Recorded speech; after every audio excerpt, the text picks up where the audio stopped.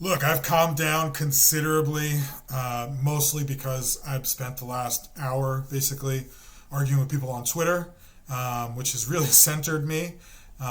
So you're going to get a much more subdued match reaction than you would have gotten otherwise. United 3, Coventry 3. United threw on penalties 4-2, going back to Wembley for the FA Cup final.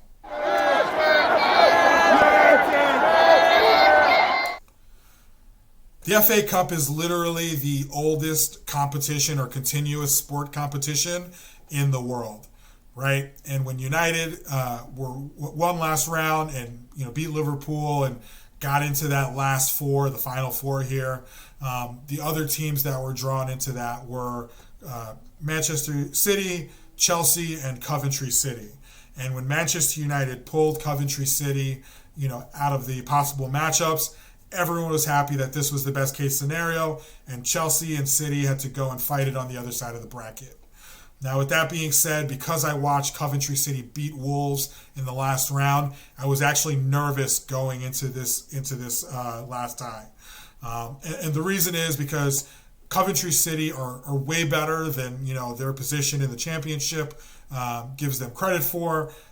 They're a very strong, physical, attacking, disciplined side. They defend well, and when they attack, they go forward with energy and athleticism and self-belief. And that's the exact thing that has given United trouble all season.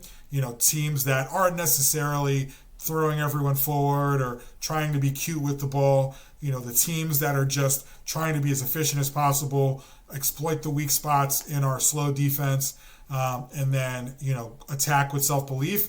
Those are the teams that give us trouble. First key takeaway, it was a tale of two halves. Now, United came out and dominated the first half. Coventry sat back in a back five, the exact same thing they did against Wolves, and we scored two great goals in the first half, which looked like we were on our way to putting this game away early. Bruno came out and he scored from a deflection in the 58 minutes, and it looked like the floodgates were about to open.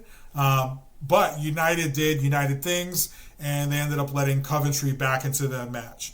And it was even before, Bruno had scored. It was very back and forth and open at that point, but they were gaining confidence, in that second half more and more. And for that brief period, not even brief period, it was a pretty large period. It was probably from the 50th minute on or the 60th minute on, Coventry was really in this match, and they looked like the side that was creating all of the chances.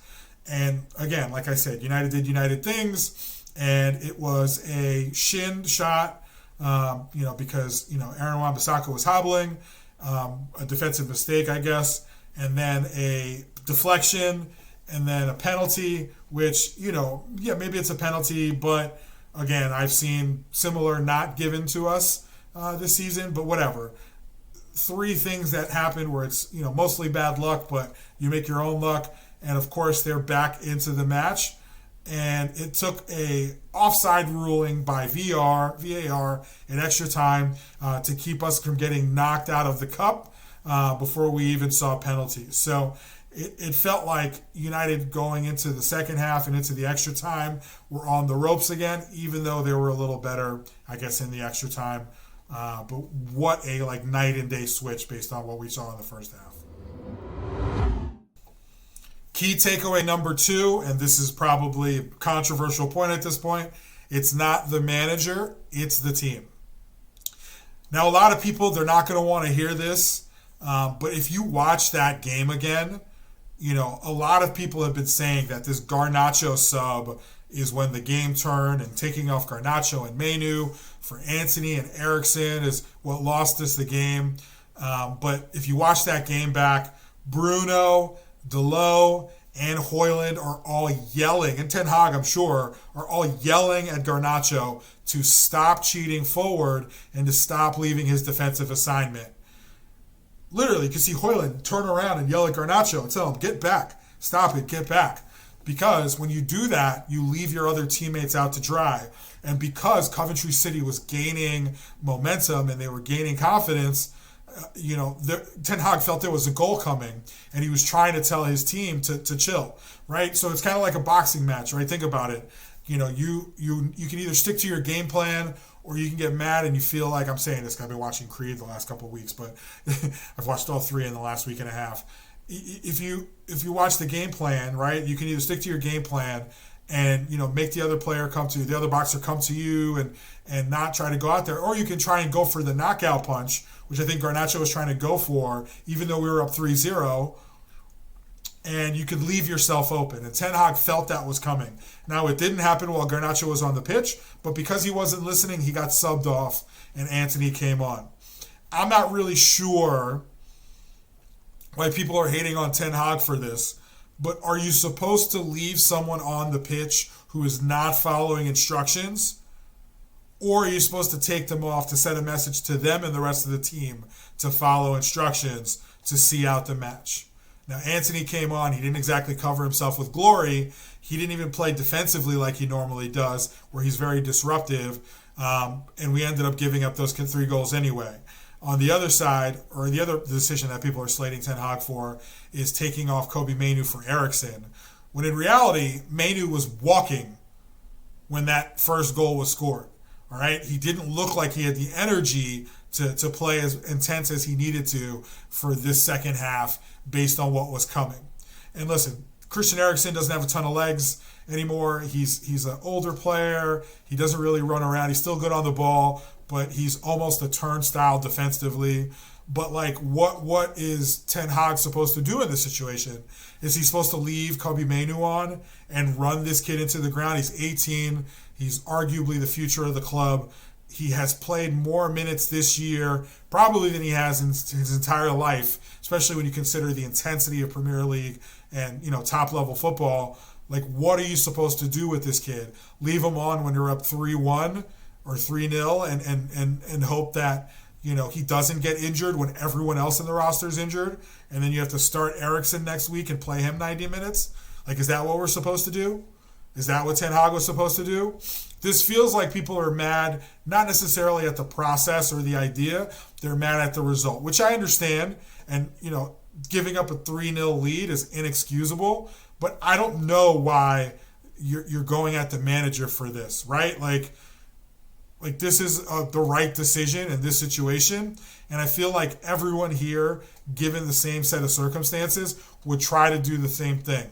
Like, knowing that either Garnacho is not listening and him cheating forward is going to lead to them coming down the left side and scoring. And I'm not saying Rashford's off the hook or, Aaron Wan-Bissaka's off the hook because he was limping from the 50th minute on.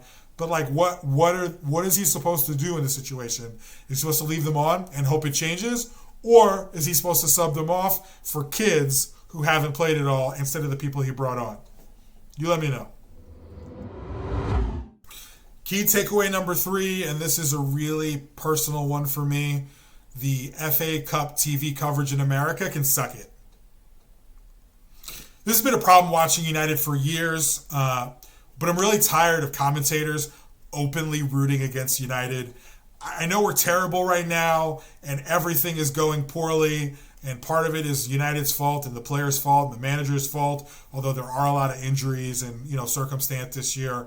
But and listen, I also get the Cinderella storyline that Coventry is. They've talked about the success of the team being a boon for the local area, and how it's a great Cinderella story, and how great would it be for them to make it to the FA Cup final and potentially win it. It's been a while since one of these underdogs or lower level teams has really had success in the FA Cup, and I get how that's like a great storyline for English football.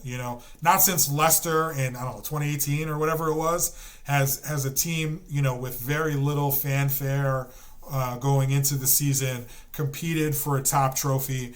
And yes, I understand that's a good story, but at 3-0 up, the commentators were begging for Coventry City to get a goal.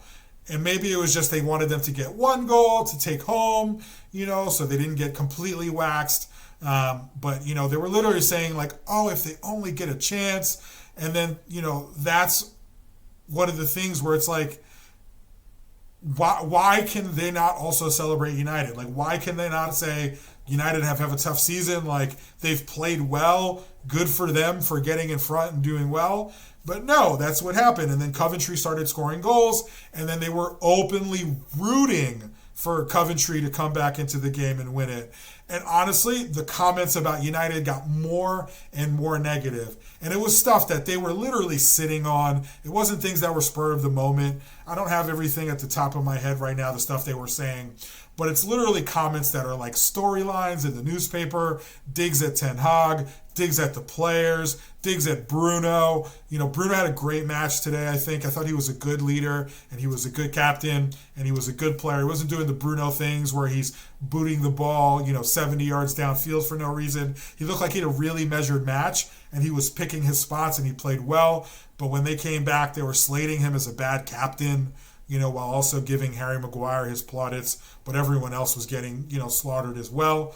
And honestly, even like when Craig Burley, I forget who it was, or one of those other, Liverpool fanboys in the studio, they're calling the players disgraceful and the manager's a disgrace, and, the real vitriol that they were talking about United. And I know the fans are saying some of the same things, but it was that like social media, Twitter sort of anger that is so prevalent these days. And like, it's fine if it's coming from Twitter. That's where the trolls are. But when it's coming from like ESPN and the coverage on ESPN, and honestly, it comes on the Premier League coverage sometimes too. It's not quite as vitriol, but like, they are doing these storyline things and talking terrible about United. It's really like, it's very frustrating. Like the play-by-play guy, or the color guy, I don't know what his name was, but when United gave up 2 goals, he even caught himself when he said it, but the initial thing was, and he's probably smirking, and then he goes, oh wait, no, I hope he's not smirking, but Garnacho went off, and now United have given up 2 goals. Like he's saying he hopes Garnacho's on the sideline, smirking, laughing at his team for giving up goals when they subbed him off. Because that's what a good teammate does, right? He goes, ha ha, look at you, you took me off and see what happened, right? That's like a storyline that he's hoping is happening.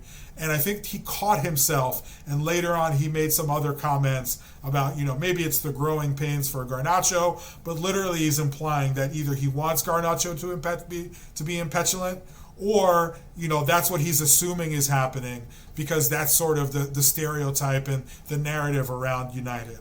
Right, that's the kind of coverage that we have to deal with in the U.S. I don't know if you're dealing with it in other places like the UK and abroad, but it's nonsense. And honestly, because of crap like this, when we play terrible, I almost care less because we win.